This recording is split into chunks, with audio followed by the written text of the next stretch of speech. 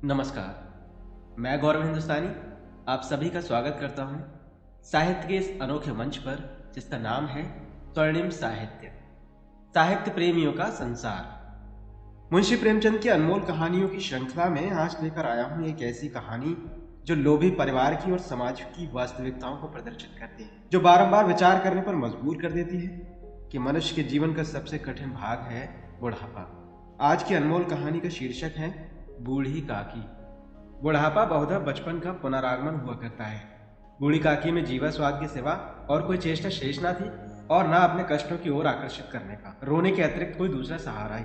समस्त इंद्रियां, नेत्र, हाथ और पैर जवाब दे चुके थे। पृथ्वी पर पड़ी रहती और घर वाले कोई बात उनकी इच्छा के प्रतिकूल करते, भोजन का समय टल जाता या उसका परिणाम पूर्ण ना होता, अथवा बाजार से कोई वस्तु आती और ना मिलती तो ये रोने लगती थी। उनका रोना सिसकना साधारण रोना ना था, वे गला फाड़ फाड़ कर रोती थी। उनके पतिदेव को स्वर्ग सिधारे कालांतर हो चुका था। बेटे तरुण होकर चल बसे थे। अब एक भतीजे के अलावा और कोई ना था। उसी भतीजे के नाम उन्होंने अपनी सारी संपत्ति लिख दी। भतीजे ने सारी संपत्ति लिखाते समय खूब लंबे चौड़े वादे किए, किंतु वे सब वादे केवल कुली डिपो के दलालों के दिखाए हुए सब्ज पाग। यद्यपि उस संपत्ति की वार्षिक आय 150-200 रुपए से कम ना थी, तथापि बूढ़ी काकी को पेट भर भोजन भी कठिनाई से मिलता था। इसमें उनके भतीजे पंडित बुद्धिराम का अपराध था अथवा उनकी अर्धांगिनी श्रीमती रूपा का। इसका निर्णय करना सहज नहीं। बुद्धिराम स्वभाव के सज्जन थे, किंतु उसी समय तक जबकि उनके कोष पर आंच न आए। रूपा स्वभाव से तीव्र थी सही, पर ईश्वर से डरती थी। अतः बूढ़ी काकी को उसकी तीव्रता उतनी ना खलती थी जितनी बुद्धिराम की भलमानसता। बुद्धिराम को कभी कभी अपने अत्याचार का खेद होता था। विचारते कि इसी संपत्ति के कारण मैं इस समय भला मानुष बना बैठा हूँ। यद्यपि भौतिक आश्वासन और सुखी सहानुभूति से स्थिति में सुधार हो सकता हो, उन्हें कदाचित कोई आपत्ति न होती, परंतु विशेष व्यय का भय उनकी सुचेष्टा को दबाए रखता था। यहाँ तक कि यदि द्वार पर कोई भला आदमी बैठा होता और बूढ़ी काकी उस समय अपना राग अलापने लगती तो वह आग हो जाते और घर में आकर उन्हें जोर से डांटते। लड़कों को बुड्ढों से स्वाभाविक विदेश होता ही है, और फिर जब माता पिता का यह रंग देखते तो वे बूढ़ी काकी को और सताया करते। कोई चुटकी काटकर भागता, कोई इन पर पानी की कुल्ली कर देता। काकी चीख मारकर रोती, परंतु यह बात प्रसिद्ध थी कि वह केवल खाने के लिए रोती हैं, अतः उनके संताप और आर्तनाद पर कोई ध्यान नहीं देता था। हाँ, काकी क्रोधातुर होकर बच्चों को गालियां देने लगती तो रूपा घटना स्थल पर आ पहुंचती। इस भय से काकी अपनी जीवा कृपाण का कदाचित ही प्रयोग करती थी। यद्यपि उपद्रव शांति का यह उपाय रोने से कहीं अधिक उपयुक्त था। संपूर्ण परिवार में यदि काकी से किसी को अनुराग था तो वह बुद्धिराम की छोटी लड़की लाडली थी। लाडली अपने दोनों भाइयों के भय से अपने हिस्से की मिठाई चबैना बूढ़ी काकी के पास बैठकर खाया करती। यही उसका रक्षागार था। और यद्यपि काकी की शरण उनकी लोलुपता के कारण बहुत महंगी पड़ती, तथापि भाइयों के अन्याय से सुरक्षा कहीं सुलभ थी। तो बस इसी स्वार्थ अनुकूलता ने उन दोनों में सहानुभूति का आरोपण कर दिया था। रात का समय था।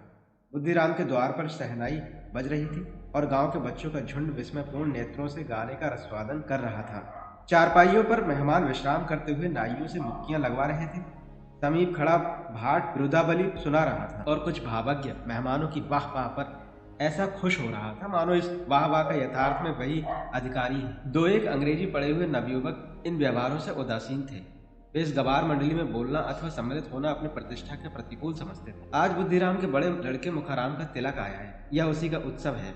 घर के भीतर स्त्रियां गा रही हैं और रूपा मेहमानों के लिए भोजन में व्यस्त थी। भट्टियों पर कढ़ा चढ़ रहे थे, एक में पूड़ियां कचौड़ियां निकल रही थी, दूसरे में अन्न पकवान बनते थे, एक बड़े हंडे में मसालेदार तरकारी पक रही थी। घी और मसाले की क्षुधावर्धक सुगंधी चारों ओर फैली हुई थी।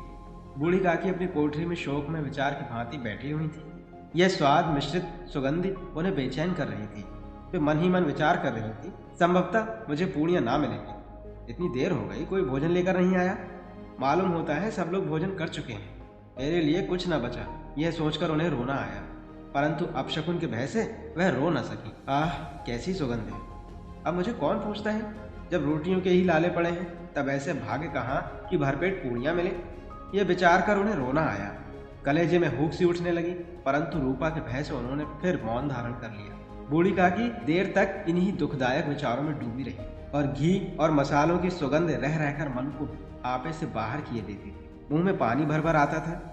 पूड़ियों का स्वाद स्मरण करके हृदय में गुदगुदी होने लगती थी। किसे पुकारूं, आज लाडली बेटी भी नहीं आई।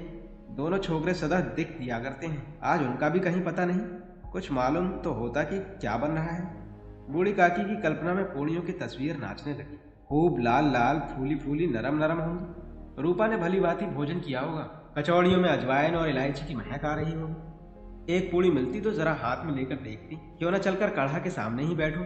पूड़ियां छन छन कर तैयार होंगी, कढ़ा से गरम गरम निकाल कर थाल में रखी जाती होंगी। फूल हम घर में भी सूंघ सकते हैं, परंतु वाटिका में कुछ और बात हो। इस प्रकार निर्णय करके बूढ़ी काकी उकड़ू बैठकर हाथों के बल सरकती हुई बड़ी कठिनाई से चौखट से उतरी और धीरे धीरे रेंगती हुई कढ़ा के पास जा बैठी। यहाँ आने पर उन्हें उतना ही धैर्य हुआ जितना भूखे कुत्ते को खाने वाले के सम्मुख बैठने पे होता है।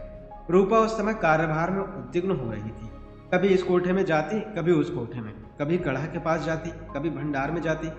किसी ने बाहर से आकर कहा, महाराज ठंडा ही मांग रहे हैं। ठंडा ही देने लगी। इतने में फिर किसी ने आकर कहा, भाट आया है, उसे कुछ दे दो। भाट के लिए सीधा निकाल रही थी कि एक तीसरे आदमी ने आकर पूछा, अभी भोजन तैयार होने में कितना विलंब है, जरा ढोल मजीरा उतार दो। बेचारी अकेली स्त्री दौड़ते दौड़ते व्याकुल हो रही, झुंझलाती थी, कुड़ती थी, परंतु क्रोध प्रकट करने का अवसर न पाती थी। भय होता कहीं पड़ोस ने यह न कहने लगे कि इतने में उबल पड़ी। प्यास से स्वयं कंठ सूख रहा था, गर्मी के मारे फूकी जाती थी, परंतु इतना अवकाश न था कि जरा पानी पी ले अथवा पंखा लेकर झले। यह भी खटका था कि जरा आंख हटी और चीजों की लूट मची। इस अवस्था में उसने बूढ़ी काकी को कड़ा के पास बैठी देखा तो जल गई। क्रोध ना रुक सका। इसका भी ध्यान ना रहा कि पड़ोस ने बैठी हुई है, मन में क्या कहेंगे।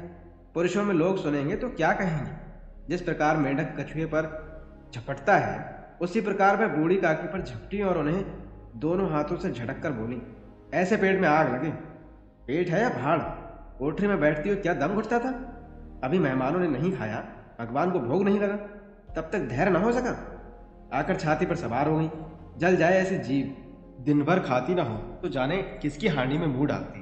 गांव देखेगा तो कहेगा कि बुढ़िया भरपेट खाने को नहीं पाती, तभी तो इस तरह मुंह बाएं फिरती है। डायन न मरे ना माचा छोड़े, नाम बेचने पर लगी है, नाक कटवा कर दम लेगी। इतनी ठूंसती है, ना जाने कहाँ भस्म हो जाता है। भला चाहती हो तो जाकर कोठरी में बैठो, जब घर के लोग खाने लगेंगे तब तुम्हें भी मिलेगा। तुम कोई देवी नहीं हो कि चाहे किसी के मुंह में पानी ना जाए, परंतु तुम्हारी पूजा पहले ही हो जाए। बूढ़ी काकी ने सिर उठाया, ना रोई ना बोली, चुपचाप रेंगती हुई अपनी कोठरी में चली गई। आवाज ऐसी कठोर थी कि हृदय और मस्तिष्क की संपूर्ण शक्तियां, संपूर्ण विचार और संपूर्ण भार उसी ओर आकर्षित हो गए थे। नदी में जब कगार का कोई बृहद खंड कटकर गिरता है तो आसपास का जल समूह चारों ओर से उसी स्थान को पूरा करने के लिए दौड़ता है। भोजन तैयार हो गया है, आंगन में पत्तलें पड़ गईं, मेहमान खाने लगे। स्त्रियों ने जेवनार गीत गाना आरंभ कर दिया। मेहमानों के नाई और सेवकगण भी उसी मंडली के साथ किंतु कुछ हटकर भोजन करने बैठे थे, परंतु सभ्यता अनुसार जब तक सबके सब खा ना चुके कोई उठ नहीं सकता था। दो एक मेहमान जो कुछ पढ़े लिखे थे, सेवकों के दीर्घाहार पर झुंझला रहे थे। वे इस बंधन को व्यर्थ और बेकार की बात समझते थे। बूढ़ी काकी अपनी कोठरी में जाकर पश्चाताप कर रही थी कि मैं कहाँ से कहाँ आ गई। उन्हें रूपा का क्रोध नहीं था, अपनी जल्दबाजी पर दुख था। सच ही तो है, जब तक मेहमान लोग भोजन ना करते हैं घर वाले कैसे खाएंगे। मुझसे इतनी देर भी ना रहा गया, सबके सामने पानी उतर गया। अब जब तक कोई बुलाने नहीं आएगा ना जाऊंगी। मन ही मन इस प्रकार का विचार कर वह बुलाने की प्रतीक्षा करने लगी, परंतु घी की रुचिकर सुबास बड़ी धैर्य परीक्षक प्रतीत हो रही थी। उन्हें एक एक पल एक एक युग के समान मालूम होता था। अब पत्तल बिछ गई होगी, अब मेहमान आ गए होंगे, लोग हाथ पैर धो रहे हैं, नाई पानी दे रहा है, मालूम होता है लोग खाने बैठ गए, जेवनार गाया जा रहा है। यह विचार कर वह मन को बहलाने के लिए लेट गई। धीरे धीरे एक गीत गुनगुनाने लगी। उन्हें मालूम हुआ कि मुझे गाते देर हो गई, क्या इतनी देर तक लोग भोजन कर ही रहे होंगे। किसी की आवाज़ सुनाई नहीं देती, अवश्य लोग खा पी कर चले गए, मुझे कोई बुलाने नहीं आया। रूपा चिढ़ गई, क्या जाने ना बुलाए, सोचती हो कि आप ही आवे, वह कोई मेहमान तो नहीं है जो उन्हें बुलाऊं।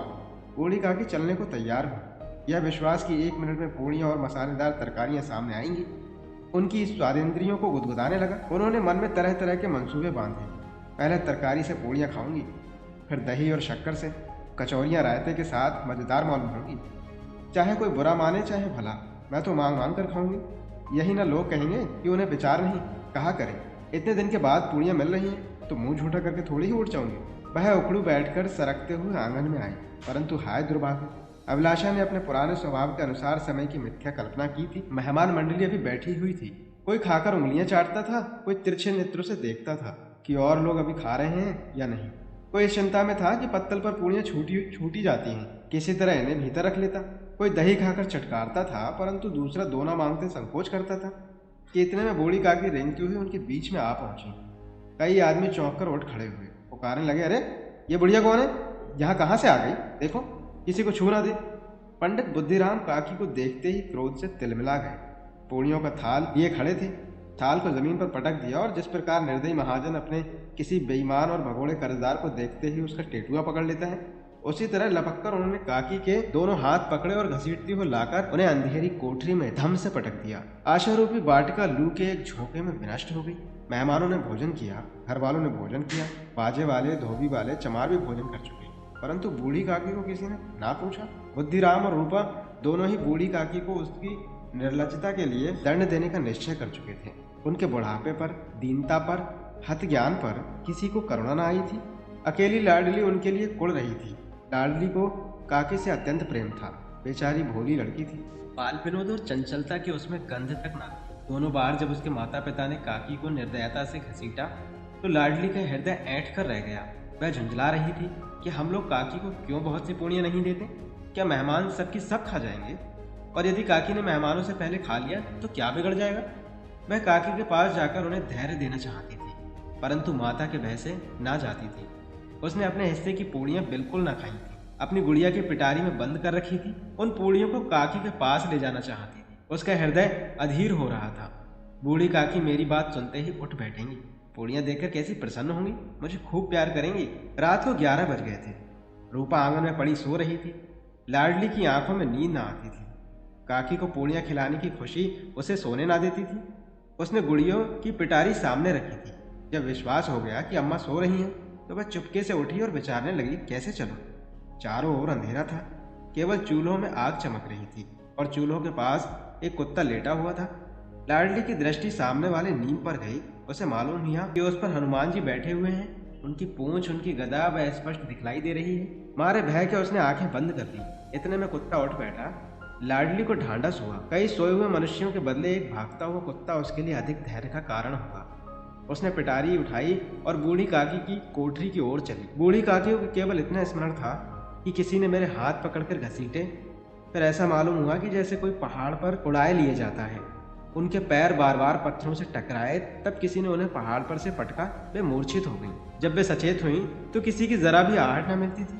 समझी कि सब लोग खा पीकर सो गए और उनके साथ मेरी तकदीर भी सो गई। रात कैसे कटेगी? राम, क्या खाऊं? पेट में अग्नि धधक रही है। हाँ, किसी ने मेरी सुध ना ली? क्या मेरा पेट काटने से धन जुड़ जाएगा? इन लोगों को इतनी भी दया नहीं आती कि ना जाने बुढ़िया कब मर जाए, उसका जी क्यों दुखावे? मैं पेट की रोटियां ही खाती हूँ कि और कुछ? इस पर यह हाल, मैं अंधी अपाहिज ठहरी, ना कुछ सुनूं ना बुझूं। यदि आंगन में चली गई तो क्या बुद्धिराम से इतना कहते ना बनता था कि काकी अभी लोग खाना खा रहे हैं, फिर आना? मुझे घसीटा, पटका। उन्हीं पूड़ियों के लिए रूपा ने सबके सामने गालियां दी। उन्हीं पूड़ियों के लिए इतनी दुर्गति करने पर भी उनका पत्थर का कलेजा ना पसीजा। सबको खिलाया, मेरी बात तक ना पूछी। जब तब ही ना दी, तब अब क्या देंगे? यह विचार कर काकी निराशा में संतोष के साथ लेट गई। गिलानी से गला भर भर आता था, परंतु मेहमानों के भय से रोती ना थी। सहसा कानों में आवाज आई, काकी उठो, मैं पूड़ियां लाई हूँ। काकी ने लाडली की बोली पहचानी, चटपट उठ बैठी।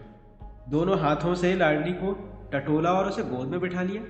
लाडली ने पूड़ियां निकाल कर दी। काकी ने पूछा, क्या तुम्हारी अम्मा ने दी हैं?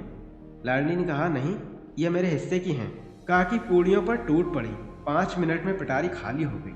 लाडली ने पूछा, काकी पेट भर गया?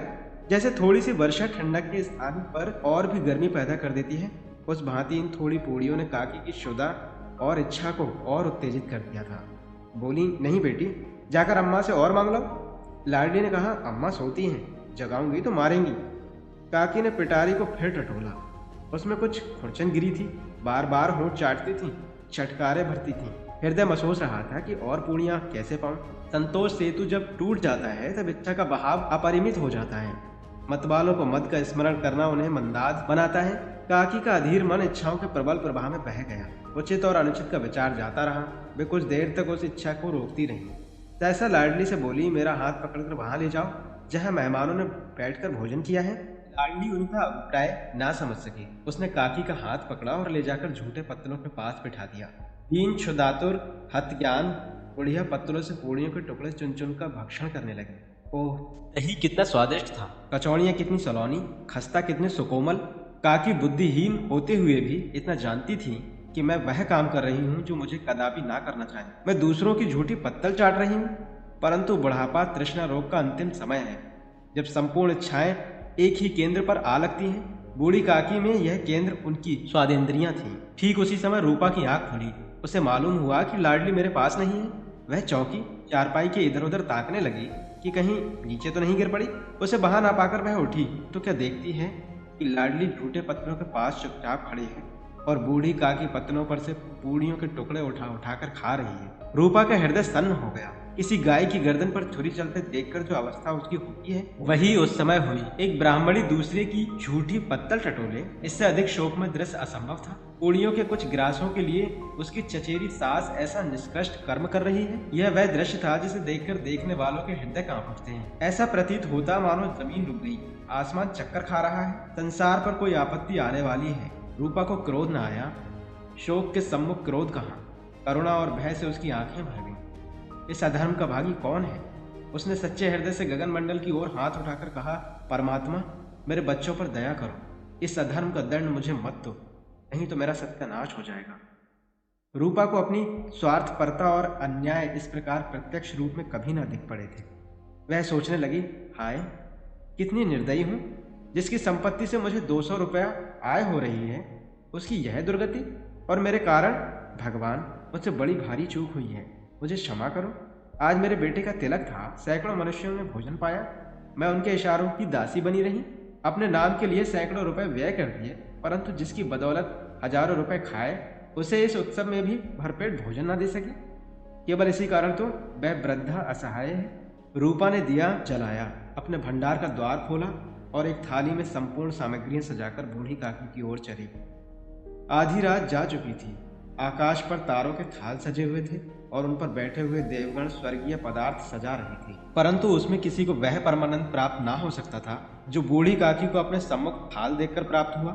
रूपा ने कंठारुद्ध स्वर में कहा, काकी उठो, भोजन कर लो, मुझसे आज बड़ी भूल हुई, उसका बुरा ना मानना। परमात्मा से प्रार्थना कर दो कि वह मेरा अपराध क्षमा कर दे।